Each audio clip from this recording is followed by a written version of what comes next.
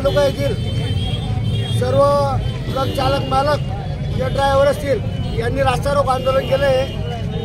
त्या बाबतीत म्हणजे शासनाने जो निर्णय जाहीर केला की जर ॲक्सिडेंट झाला कोणी वारलं तर 10 वर्ष सजा आणि 7 लाख रुपये दंड। मला एक सांगायचं त्याचा उदरनिर्वाह कसा तरी करण्याचा प्रयत्न तो ड्रायव्हिंगच्या माध्यमातून करतो। पहिली गोष्ट परिवार चालवायचा 10 वर्ष सजा 7 लाख दंड म्हणजे पूर्ण आयुष्य एक पिढी त्याची संपेल असा निर्णय शासनाने घेतला। त्या विरोधात हे ड्रायव्हर एकट्याच्या मार्फत आम्ही आंदोलन करतोय। शासनाने राहिलेली लोकशाहीला फाशी लावण्याचे काम या शासनाने केलेलं आहे। लोकशाहीला फाशी लावून हे हुकुमशाही करून यांना पाहिजे तसे कायदे पाहिजे तसे गोष्टी करण्याचा प्रयत्न करतात।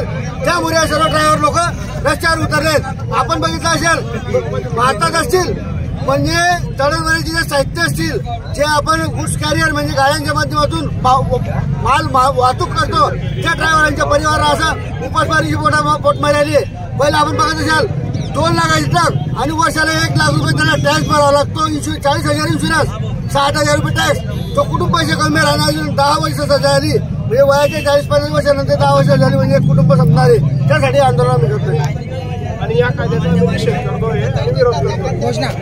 घोषणा द्या। काला कानून नहीं चलेगा, काला कानून नहीं चलेगा, काला कानून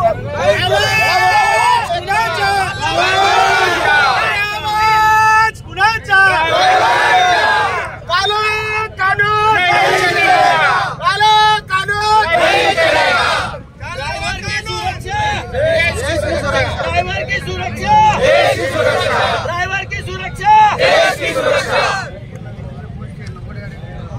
ड्राइवर एकता